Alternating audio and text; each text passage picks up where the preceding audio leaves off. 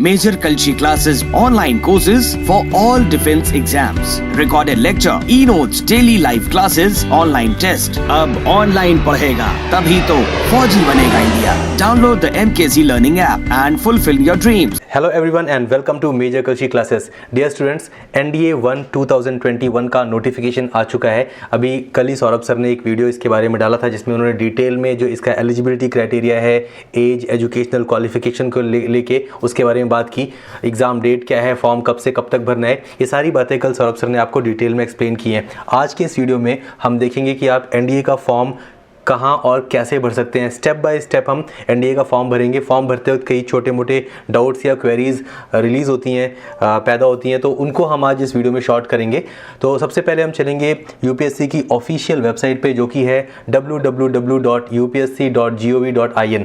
और वेबसाइट पे ये जो व्हाट्स न्यू का सेक्शन है राइट साइड में, इसमें जो स्क्रॉल चल रहे हैं, पहला जो स्क्रॉल है, पहला जो ऑप्शन है exam notification, national defence academy या नेवल अकेडमी एग्जामिनेशन 1, यही है ऑप्शन जिसके थ्रू आप इस एग्ज़ाम का जो नोटिफिकेशन का पीडीएफ है उसको भी डाउनलोड कर सकते हैं और साथ ही साथ यहीं जाके आप फॉर्म भी भर सकते हैं. और सेम यहाँ पे नीचे एग्जामिनेशन नोटिफिकेशन लिखा हुआ है, तो इस पर क्लिक करके भी आप वहीं पहुँचेंगे. दोनों सेम ही चीज़ें, चाहे आप यहाँ क्लिक करिए चाहे आप यहाँ क्लिक करिए. तो इस पर आप जब क्लिक करेंगे तो नेक्स्ट पेज पे आपके पास ये पीडीएफ है 650 KB की, इसको आप डाउनलोड कर सकते हैं. और ये जो क्लिक हियर का लिंक है, इस पर क्लिक करेंगे तो आप एनडीए का फॉर्म भर पाएंगे. तो जब आप इस पर क्लिक करते हैं, नेक्स्ट पेज पे आपको दिखेगा कि दो पार्ट में एनडीए का फॉर्म भरा जाता है, पार्ट 1 और पार्ट 2. पार्ट 1 के अंदर आप अपने जो पर्सनल डिटेल्स है वो भरते हैं और पार्ट 2 के अंदर अपना फोटोग्राफ, अपना सिग्नेचर और अपना जो आईडी प्रूफ है वो अपलोड करते हैं. तो आप पार्ट 1 पे क्लिक करेंगे और पार्ट 1 पे क्लिक करने के बाद ये कुछ इंस्ट्रक्शंस लिखी हुई हैं, इनको आप पढ़ सकते हैं. इसमें जो पॉइंट नंबर 3 है वो काफ़ी इंपॉर्टेंट है. कि होता क्या है कि आप जब एक बार फॉर्म भर देते हैं और अगर आपको बाद में रियलाइज़ होता है कि आपने फॉर्म भरने में कोई गलती कर दी है, तो आप फॉर्म दोबारा भर सकते हैं. जब आप दोबारा फॉर्म भरेंगे तो जो सेकंड टाइम फॉर्म भरेंगे वही एक्सेप्टेबल होगा. यूपीएससी क्या करेगी, जो आपने पहले भरा था फॉर्म उसको वो रिजेक्ट कर देगी और जो सेकंड टाइम भरेंगे उसको मानेगी. जो आप लास्ट फॉर्म भरते, तो मान लीजिए आपने मल्टीपल टाइम्स फॉर्म भरा, 3 बार 4 बार 5 बार फॉर्म भरा, तो आपने जो आखिरी फॉर्म भरा है उसी को वो लोग मानते हैं. They are able to recognise your form using your name, date of birth, Aadhaar card. तो जो मल्टीपल फॉर्म्स होते हैं, जो लास्ट फॉर्म भरते हैं वो एक्सेप्टेबल होता है. तो मान लीजिए आपने फॉर्म भर दिया, कंप्लीटली भर दिया है, उसके बाद उसमें कोई मॉडिफिकेशन या एडिट करने का ऑप्शन तो नहीं होता, लेकिन अगर आप दोबारा फॉर्म भरेंगे, जो बाद में आप फॉर्म भरते हैं वो एक्सेप्टेबल होता है. तो आप इन जो लिखी हुई है इंस्ट्रक्शंस लिखी हैं, इनको आप पढ़ सकते हैं. इसमें फोटोग्राफ का जो साइज़ है उसके बारे में बात लिखी हुई है. पॉइंट नंबर आप 11 देखें तो आपका जो फोटोग्राफ है और आपका जो सिग्नेचर है, ये सब जेपीजी फॉर्मेट में होना चाहिए और कोई फॉर्मेट एक्सेप्टेबल नहीं है. और साइज़ की बात करें तो जो हाइट और विड्थ होती है वो 350 पिक्सल्स और 350 पिक्सल्स उसकी हाइट और विड्थ मिनिमम हो सकती है, उससे कम नहीं होनी चाहिए. और अगर मैक्सिमम की बात करें तो 1000 पिक्सल्स इंटू 1000 पिक्सल्स हो सकती है आपके फोटोग्राफ और सिग्नेचर की जो डायमेंशन है, हाइट और विड्थ है. और वहीं अगर हम केबी में बात करें, किलोबाइट्स में, तो 20 KB से 300 KB के बीच में आपकी फाइल होनी चाहिए फोटो और सिग्नेचर की. और वहीं अगर हम आपके आईडी की बात करें, आईडी जो प्रूफ करेंगे आप सबमिट, आधार कार्ड जैसे, वो पीडीएफ फॉर्मेट में होना चाहिए और उसका भी साइज़ दिया हुआ है, सेम ही है. तो ये आप देख सकते हैं. हम वीडियो में ये भी देखेंगे कि अगर आपको अपनी फ़ोटो अगर रीसाइज़ करनी है तो कैसे आप खुद ही पेंट टूल में जाके रीसाइज़ कर सकते हैं, दिखाएंगे आपको हम आगे वीडियो में. तो आप इन इंस्ट्रक्शंस को पढ़ सकते हैं, बहुत बेसिक इन्फॉर्मेशन है इसमें. और फिर आप ये जो हाँ है इस पर आप क्लिक करके आगे बढ़ेंगे. तो हाँ पे क्लिक करने के बाद आपके सामने फॉर्म होगा. जो ये रजिस्ट्रेशन पार्ट 1 है, इसके अंदर 4 सेक्शन है. पहला है आपका रजिस्ट्रेशन, फिर है पेमेंट, फिर है आपका फ़ोटो, आईडी और सिग्नेचर, ये जो आप डॉक्यूमेंट अपलोड करेंगे, और लास्ट है सेंटर सिलेक्शन. तो एक्चुअली ये पार्ट 1 का नहीं, पार्ट 1 पार्ट 2 मिला के 4 टैब्स हैं कुल मिला के. तो बस पार्ट 1 में आप सिर्फ रजिस्ट्रेशन करते हैं, बाकी जो तीनों टैब दिख रहे हैं आपको ऊपर, पेमेंट और फोटो, साइन और सेंटर सिलेक्शन, ये पार्ट 2 में रहते हैं. तो पार्ट 1 में आप सबसे पहले अपना नाम देखिए. नाम आपका यहाँ पे वैसे ही भरिए जैसे आपके 10th क्लास के मार्कशीट में है. आपका फर्स्ट नेम है, मिडिल नेम है, लास्ट नेम है, जो भी आपके मार्कशीट में नाम है 10th क्लास में वही यहाँ पे भरिए। मान लीजिए अगर आपके आधार कार्ड में और 10th के मार्कशीट पासिंग सर्टिफिकेट में नाम अलग अलग हैं, उस कंडीशन में आप अपने आधार कार्ड में करेक्शन करवा लीजिए। आधार कार्ड में बड़ी आसानी से करेक्शन हो जाता है। आपके शहर में, कस्बे में जगह जगह आधार कार्ड के सेंटर्स होते हैं, वहाँ आप जाएंगे तो आपका जो 10th की मार्कशीट है वो लेके जाइए। जो 10th में नाम है वो बड़े आसानी से उसको अपलोड कर देते हैं आपके आधार कार्ड में। तो 10th का ही आप नाम यूज़ करेंगे अपना, और इसके बाद अपना आप जेंडर सिलेक्ट करेंगे। ऑब्वियसली बॉयज़ के लिए है फिलहाल एनडीए का एग्ज़ाम, और डेट ऑफ बर्थ सिलेक्ट करेंगे, फादर्स नेम और मदर्स नेम एंटर करेंगे। Again father's name, mother's name ध्यान दीजिए कि आप जैसा आपके 10th के मार्कशीट में वैसा ही भरें। नेशनैलिटी आपकी इंडियन, या अगर आप नेपाल, भूटान और जो कुछ कंट्रीज़ के स्टूडेंट्स एलिजिबल होते हैं, जैसी भी आपकी नेशनैलिटी है वो भरेंगे। मैरिटल स्टेटस आपकी अनमैरिड ही होगी, आप अभी शादीशुदा नहीं हो सकते हैं। और कम्युनिटी की अगर हम बात करें तो इसमें आप जनरल कैटेगरी से हैं, ओबीसी, एससी, एसटी, आपकी जो भी कैटेगरी है वो सिलेक्ट करेंगे। और अगर आप ओबीसी, एससी, एसटी कैटेगरी से हैं तो अगर आप उसको सिलेक्ट करते हैं तो नीचे एक क्वेश्चन आता है, इसलिए ओबीसी वाले ऑप्शन में ये आता है, do you belong to creamy layer. तो अगर आप ओबीसी सिलेक्ट करते हैं तो आपको ये क्वेश्चन आएगा, आप क्रीमी लेयर को बिलोंग करते हैं तो मतलब अगर आप ऐसी फैमिली से बिलोंग करते हैं जो इकोनॉमिकली वीक नहीं है, आप लोग को मतलब अगर आप अपने आप को काउंट नहीं करते बिलो पुअर्टी लाइन, या फिर अगर आप not only below poverty line, economically weaker section का जो क्राइटेरिया होता है आप इसको चेक कर लीजिए। कुछ इसमें एनुअल इनकम का होता है कि आपके परिवार का जो एनुअल इनकम है अगर इससे कम है तब आप उसके इकोनॉमिकली वीकर सेक्शन में आते हैं। बट अगर आपको लगता है कि आप एक एवरेज मिडिल क्लास फैमिली से हैं तो आप क्रीमी लेयर में आते हैं, तो उस कंडीशन में आपको कोई रिजर्वेशन नहीं मिलता है। तो वैसे तो एनडीए में और फॉर्म भरते वक्त भी और बाद में भी आपको ओबीसी होने से, क्रीमी लेयर में होने से या ना होने से कोई फ़र्क पड़ता नहीं है। रिजर्वेशन तो कोई है नहीं अपनी आर्मी, एयरफोर्स, नेवी में। हाँ, फॉर्म भरते वक्त अगर आप एससी, एसटी कैटेगरी से हैं तो जो 100 रुपये का जो फ़ीस लगता है एनडीए का फॉर्म भरते वक्त, वो फ़ीस नहीं लगता है आपको अगर आप एससी, एसटी कैटेगरी से हैं। लेकिन अगर आप ओबीसी कैटेगरी से हैं तो आप चाहे क्रीमी लेयर से हों चाहे ना हो, दोनों कंडीशन में आपको 100 रुपये की फ़ीस लगती है। और ये जो माइनॉरिटी वाला सेक्शन है, आप माइनॉरिटीज़ कम्युनिटी को बिलोंग करते हैं कि नहीं, तो इसमें मुस्लिम, क्रिश्चियन, सिख, बुद्धिस्ट, जोरोस्ट्रियन और जैन, ये जो कम्युनिटीज़ हैं इनको माइनॉरिटी कम्युनिटी कहा जाता है। तो अगर आप इनको बिलोंग करते हैं तो माइनॉरिटी कम्युनिटी में आप हाँ करेंगे, अदरवाइज़ नो करेंगे। और ये नीचे फ़ी रेमिशन लिखा हुआ है, तो जो एससी, एसटी कैंडिडेट्स हैं उन लोगों को फ़ी रेमिशन है, मतलब फ़ी पे नहीं करना पड़ता, बाकी लोगों को फ़ी पे करना पड़ता है। अच्छा, जब अगर आप एससी, एसटी भरेंगे या फिर ओबीसी नॉन क्रीमी लेयर भरेंगे तो आपसे कहेगा कि आपका पास जो डॉक्यूमेंट है, जो सर्टिफिकेट है कि आप भैया एससी, एसटी कैटेगरी से हैं, वो कब इशू हुआ है। तो वो जो इशू होने की डेट है, आपका जो फॉर्म भरने की लास्ट डेट है उसके पहले की होनी चाहिए। आपने एससी, एसटी का अगर सर्टिफिकेट बना रखा है 2019 में, 2018 में, तो वो एप्लीकेबल है। तो इसमें आपको डेट डालनी पड़ेगी आपका सर्टिफिकेट कब बना है। अगर नहीं बना है तो बनवा लीजिए फॉर्म भरने की लास्ट डेट से पहले, और तभी आप फॉर्म भरिए। और इसके नीचे अगर आप चलेंगे तो यहाँ पे एजुकेशनल क्वालिफिकेशन पूछ रहा है ये। तो एजुकेशनल क्वालिफिकेशन में यहाँ पे 4 ऑप्शन दिखेंगे आपको। आप या तो 12th पास्ड है या 12th अपीयरिंग है। तो 12th पास्ड के 2 ऑप्शन है और 12th अपीयरिंग के 2 ऑप्शन है। अब 12th पास के 2 ऑप्शन है कि आप मैथ्स फिजिक्स के साथ आप 12th पास हुए हैं या मैथ्स फिजिक्स के बिना 12th पास हुए हैं। और अपीयरिंग में सेम चीज़ होगा। अगर आप 12th में पढ़ रहे हैं इस साल, अगर 2020 में आप 12th में एंटर किए हैं और 2021 में आपका मार्च में लगभग एग्ज़ाम होगा, बोर्ड एग्ज़ाम, तो उस कंडीशन में भी आप ये एग्ज़ाम देने के लिए एलिजिबल है एज एन अपीयरिंग स्टूडेंट। तो उसमें भी 2 ऑप्शन है कि आपके पास मैथ्स फिजिक्स है कि मैथ्स फिजिक्स नहीं है। तो अकॉर्डिंगली भरिए, आप ऑप्शन चूज़ करिए। इसमें होता यह है कि जो लोग मैथ्स और फिजिक्स के साथ हैं वो लोग एयरफोर्स और नेवी में भी जा सकते हैं एनडीए के थ्रू। लेकिन जिनके पास मैथ्स और फिजिक्स नहीं है उनको बेशक एनडीए की रिटन एग्ज़ाम में मैथ्स का भी पेपर देना पड़ता है, जीईटी का देना पड़ता है, दोनों पेपर देंगे, कोई उसमें आपको छूट नहीं मिलती है। लेकिन अगर आपने 12th में मैथ्स फिजिक्स नहीं पढ़ा है, नहीं पढ़ रहे हैं, तो आप सिर्फ इंडियन आर्मी ज्वाइन कर सकते हैं, ना कि एयरफोर्स और नेवी।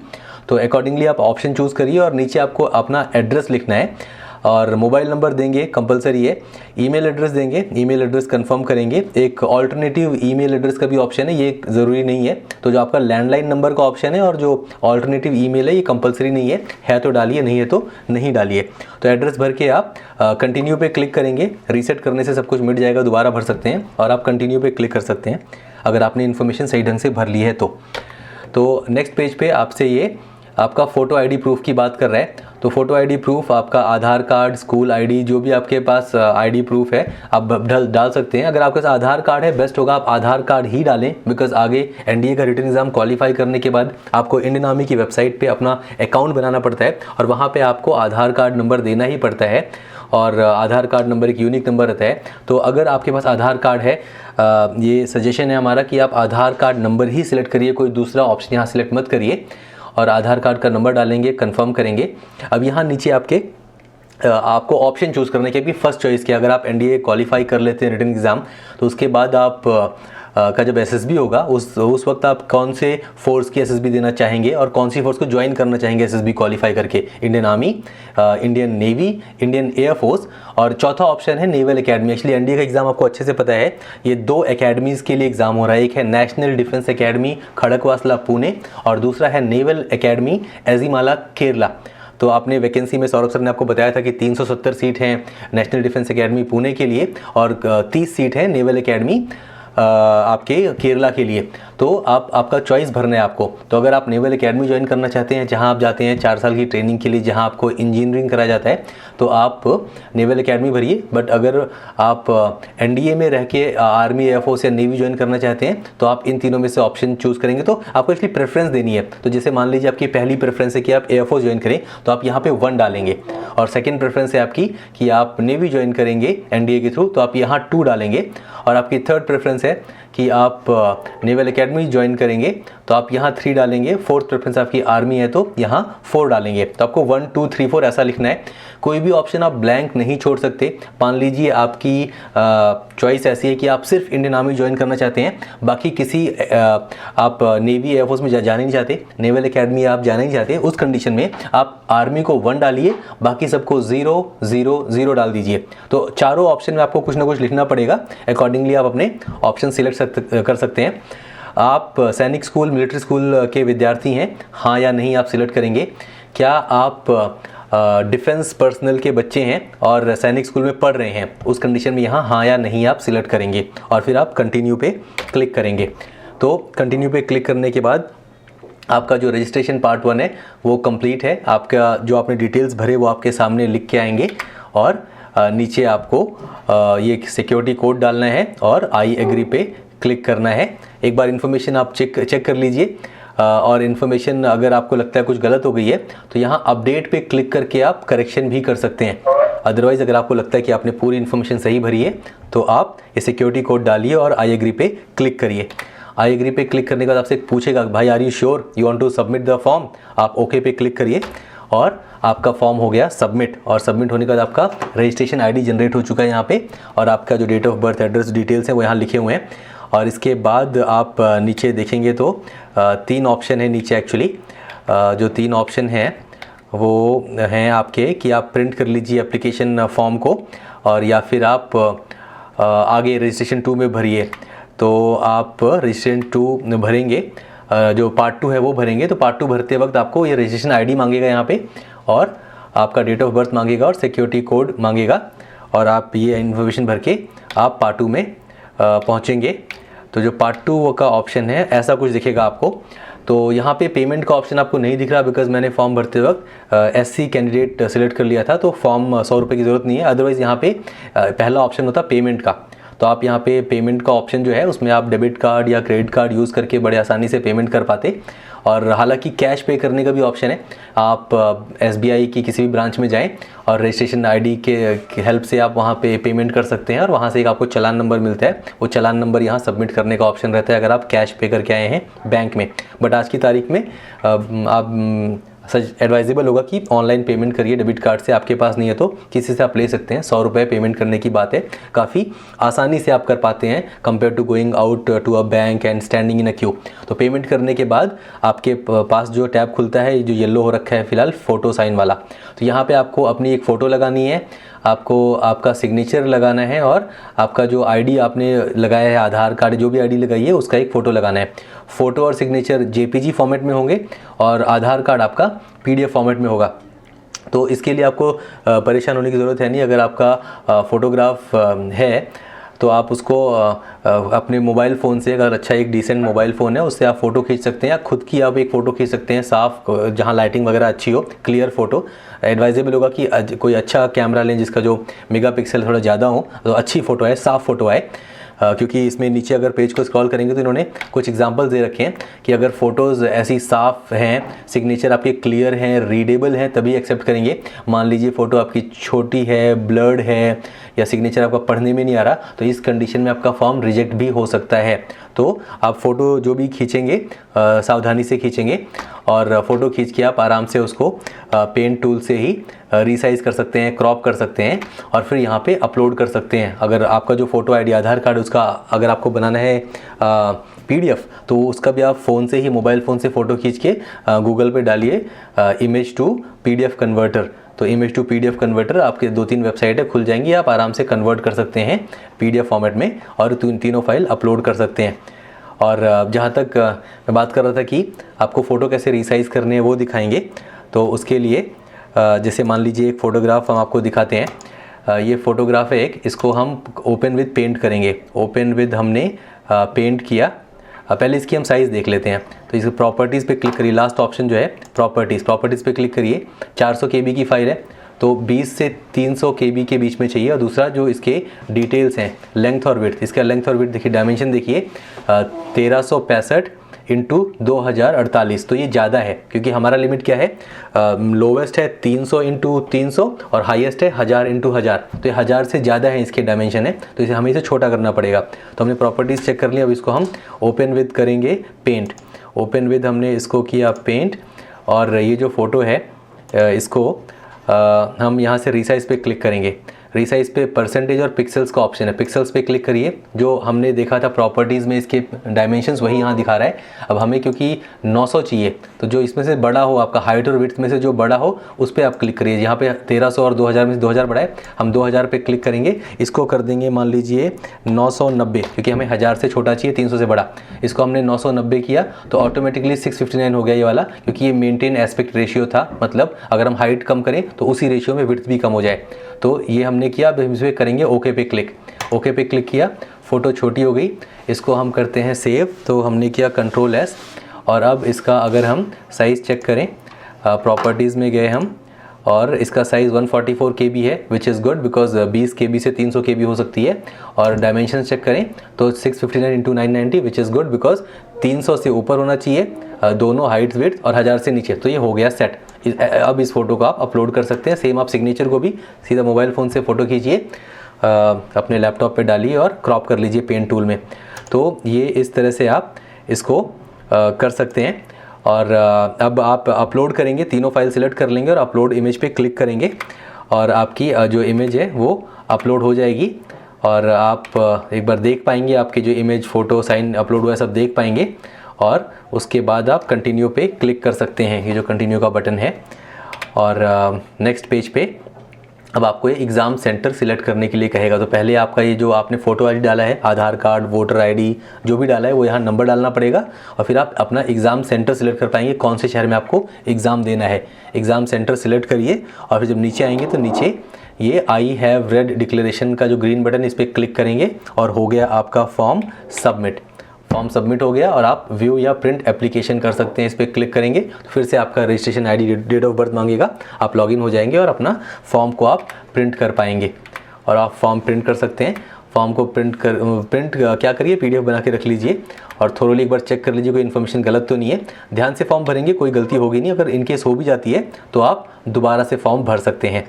तो ये था प्रोसेस पूरा फॉर्म भरने का, कैसे आप फॉर्म भरें UPSC की वेबसाइट पे।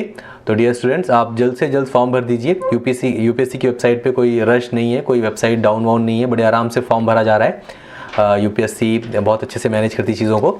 तो आप लोग जल्दी से जल्दी फॉर्म भरिए। एग्ज़ाम आपको डेट पता है, 19 अप्रैल को आपका एग्ज़ाम है। 3 महीने का समय आपके पास। 3 महीने देखा जाए तो काफ़ी टाइम है प्रिपरेशन के लिए।